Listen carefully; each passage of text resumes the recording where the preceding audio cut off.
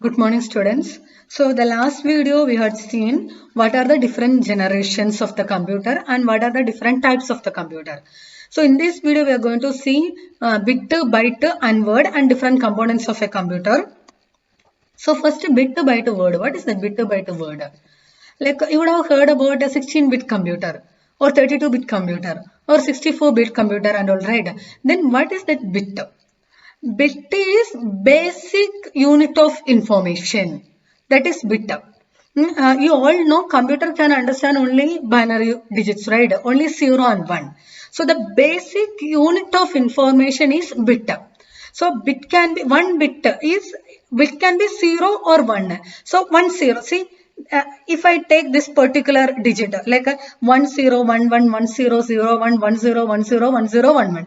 This is my information. This big word, like how many digits are there? 1, 2, 3, 4, 5, 6, 7, 8, 9, 10, 11, 12, 13, 14, 15, 16 digits are there, right? Zeros and ones. So, this 1 is 1 bit. This is 1 bit. This is another bit. This is another bit. So, total 16 bits are there. So, bit is basic unit of information. That is bit. So, total 1, 2, 3, 4, 5, 6, 7, 8, 9, 10, 11, 12, 13, 14, 15, 16 bits are there. I hope you understood what is bit. Bit is basic unit of information. That bit can be 0 or 1. Then what is byte? Byte is 8 bit together is known as 1 byte. 8 bit together is known as 1 byte. So if you take from this least significant bit 1, 2, 3, 4, 5, 6, 7, 8. If I take these 8 bits together, it is known as 1 byte. If I take these 8 bits together, it is known as 1 byte. So how many bytes are there in this particular information? So total 16 bits, right? 1 byte is 8 bit. So how many bytes are there? Here 1 byte is there. Here another byte is there. So total 2 bytes are there. I hope you understood. Total 2 bytes are there. Then what is nibble? Nibble is 4 bits. 4 bits are 1 byte nibble. So 1, 2, 3, 4. This is 1 nibble. So total 16 bits are there. 16 bits are there. So how many nibbles are there? 4 bits are 1 nibble. Another 4 bits are 1 nibble. Another 4 nibbles are next nibble. Last 4 bits are last nibble. So how many nibbles are there? 4 nibbles are there. Next one is word. What is word? Word size is depends on the processor. You would have heard about 16-bit word. 16-bit system or 32-bit system or 64-bit system, right? If you take my system, I'll show you here. Here, see, 64 based processor, right? So, in this particular system, word size is 64-bit. So, that word size is depends on the processor. So if your system is 64-bit, the word size is 64. If your system is 32-bit, word size is 32 bits. If your system is 16-bit, your word size will be 16-bit. So in this particular example, I have considered word size is 16-bit. That is totally depends on the your processor. So in my processor, I told you here, you can see my processor, it is 64 based processor. 64 based processor means one word is 64 bit. You all can check what is your system word size. In this particular figure, I have taken 16 bit is one word. I hope all of you understood what is bit, byte, word. Next one is computer components. Computer components, this is the block diagram of computer. The main 4 parts of computer are, we have input unit, we have output unit, and central processing unit is there, storage unit is there, right? These 4 are the main 4 parts of the computer. And this dash line indicate a control flow and this arrow mark indicate a data flow. So from input unit, data is going to storage unit. From storage unit, data will be coming to CPU. From CPU, data will again go over to the storage unit. From storage unit to output unit. That is the data flow. Then this input unit can take the input, right? From the user, input unit is taking the input.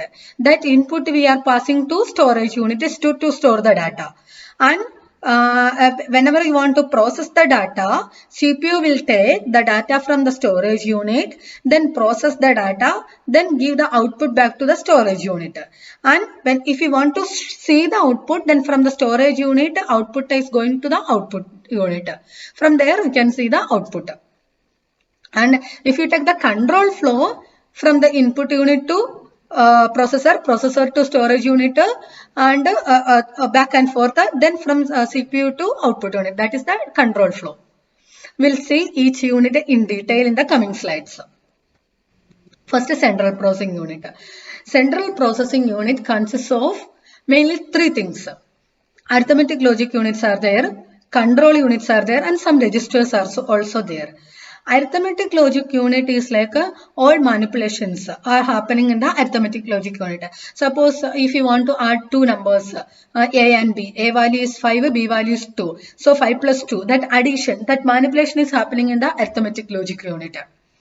And control unit will control all data flow. Everything is controlled by the control unit. And one more things are there, registers inside the CPU.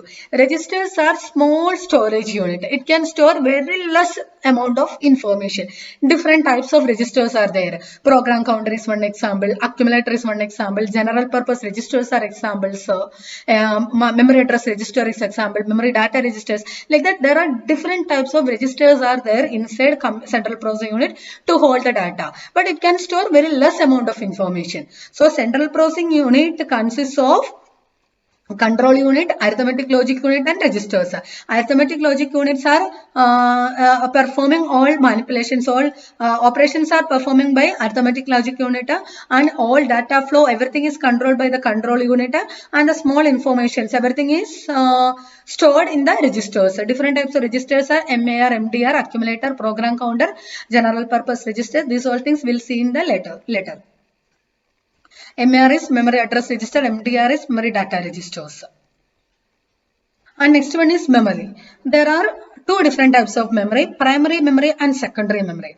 Primary memory is again divided into RAM and ROM. RAM is again divided into static RAM and dynamic ROM. ROM is divided into PROM, EEPROM and EEPROM. Secondary memories are like your hard disk, compact disk, floppy disk, or magnetic tape, your USB. These all are things are secondary memories. So before going to this primary memory and secondary memory, okay, why we need memory? To store your data, you need memory, right? You are taking the input, like through keyboard, I can give my input, right, to the computer. Where it is storing? It is storing the data in the memory. So then why they need primary memory and secondary memory? Okay, memory is both to store the data. Why they need two types of memory, primary memory and secondary memory? So why we need two memory is primary memory is very much costlier. And it is very less size. So because of that much, it is very much costlier, it is very much expensive. So we cannot go for very big size primary memory. But speed and all is very faster, but it's very expensive. So it's not possible to have very high size or a very big size primary memory. So to store, if you want to store, like in your system, you will be having many movies, right? Or many data documents will be there, or there are lots of games will be there, lots of videos will be there. So where you will store all your data? It is not possible to store all your data in the primary memory because your primary memory size is very less. So we can extend your memory with the help of the secondary memory. Here I'll show you here.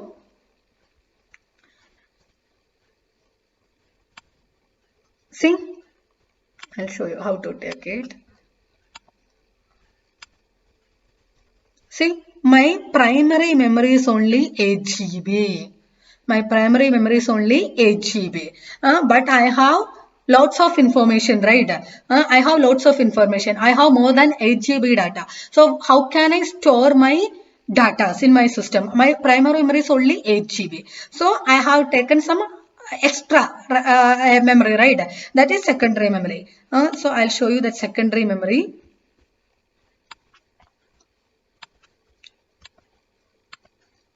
See here, my first disk is 100 GB. So that 8 GB is not enough for me, right? I have lots of data. Where I'll store those data? That 8 GB anyway is not enough. So to store my data, I'm going to extend my memory. That is secondary memory. So I'll show you here. See, this is my main memory, only 8 GB. But here you see there are two drives, C drive and D drive is there. C drive size is 100 GB. D drive size is 136 GB. So total 100 plus 136, more than 200 GBs, right? So what is that? I extended my memory, right? Primary memory is only 8 GB. Here it is more than 200 GB. So I extended. That is known as secondary memory. So secondary memory is not expensive. So and size is very big compared to primary memory. So I can store all my data in secondary memory. Okay, so let us see these memory things in detail. Primary memory is made by electronic semiconductor devices and it is faster compared to secondary memory and it's very costly. We have seen that. Then what is that? Directly communicate with the CPU of the computer. So secondary memory is inexpensive. So I can have very high size or big size, right? Then like why we need then primary memory? If it is very much expensive, why you need primary memory? We need primary memory because CPU can access only primary memory directly. Like CPU can access only primary memory. CPU cannot access secondary memory directly. So if you want to process some data, you have to keep the data in the primary memory. So CPU can take the data from the primary memory directly. So after processing, you can keep the data again back to the secondary memory. So primary memory is required, though it is expensive, we need that because CPU can access primary memory directly. And there are two types of primary memory. RAM is there, ROM is there. And there are two types of RAM. RAM means random access memory, ROM means read-only memory. There are two types of RAM, SRAM and DRAM, static RAM and DRAM. And there are three types of ROMs also, PROM, EEPROM and EEPROM. Going to RAM. RAM is random access memory and in that space you can read and write. RAM you can read and write. You can store your data and you can read the data from there. And it is volatile memory. What is meant by volatile memory? Volatile memory indicate like a volatile memory is like a when power is off, the data whatever is stored won't be there in that space, that area. That is known as volatile memory. The program and data that the CPU requires during execution of the program are stored in this memory. So when you are processing the data should be there in the random access memory. Because CPU can access directly from the RAM. And it is volatile. Volatile means power switch off means data won't be there. And coming to, there are two types of RAM, SRAM and DRAM. The main difference is that technology are using. DRAM is based on the capacitors and SRAM is based on flip-flops. And because of capacitor that energy will be draining, right? So in between you have to refresh it. Requires a recharge every few milliseconds to maintain the data. And coming to SRAM, its contents will be there as long as power is available. And SRAM will be very much expensive compared to DRAM and SRAM is fast compared to DRAM and in DRAM you can store only many bits per chip but there cannot store in SRAM you cannot store many bits per chip. And DRAM use very less power, SRAM use more powers and heat generation also very less like in DRAM but heat generation more in SRAM. And DRAM is used for main memory and SRAM used for cache. Cache I will explain later. Next one is read-only memory. Read-only memory is not volatile memory. What is non-volatile memory? Like when power is switched off also data will be there. That is non-volatile memory. Data will be there means the data will be permanent memory. Then what is RAM and ROM? ROM means only read only. You cannot write over there. Then what is the use of RAM? Like some instructions. You should not, like a programmer should not change that instructions, right? It is permanent. We are not supposed to edit that. Those kind of information will be there in the read-only memory. Like instructions and information are stored by the manufacturer. Like your BIOS information. BIOS will be there in the read-only memory. Like a programmer are not supposed to edit that information. Those kind of instructions will be there in the read-only memory. There are different types of read-only memory: PROM, EEPROM, EEPROM, EEPROM, UVPROM. EEPROM is ultraviolet programming read-only memory. EEPROM is electrically erasable programmable read-only memory. EEPROM is electrically erasable read-only memory. Erasable programmable read-only memory is EEPROM, and programmable read-only memory is PROM. These are the different types of read-only memories. And the main difference between RAM and ROM is RAM is read and write, ROM is only read, and ROM is permanent. It is not it is non-volatile, that means it is permanent, but RAM is not permanent, it is volatile, temporary storage. Volatile means once power is off, we cannot get the data back. And in RAM, data will be stored in the form of in megabytes, but here data will be stored in gigabytes. And your normal data will be there in the RAM, and your startup process, your BIOS will be there in the ROM. And here writing data is slower, here writing data is faster. These are the main difference between RAM and ROM. And next topic is secondary memory. Secondary memory is also known as auxiliary memory. Example is hard disk, floppy disk, and magnetic tapes. Here I have shown, right? Here primary memory is expensive, and because of that you will be having very less size. So to store your data, you need more memory size, right? So to extend primary memory, we are using secondary memory with the help of the hard disk. I hope all of you one more topic is primary vs secondary memory. Primary memory is location with respect to CPU. Primary location will be inside or outside, but it can directly accessed by CPU. But secondary memory size will be location will be outside CPU. It cannot directly accessed by the CPU. And cost is primary memory cost is very high. Here it is not expensive. Capacity, this is size wise primary memory is very lesser, but secondary memory capacity is high. And average access time of primary memory is high, but secondary memory is not that much. It is millions of second, here billions of second. And data processing directly from storage. Yes, primary memory CPU directly can access, secondary memory CPU cannot access. And storing of information, here memory data stored in the form of secondary semiconductor chips, but here data stored in magnetic disk. These are the main differences. Hope all of you understood the memory topic. Thank you all.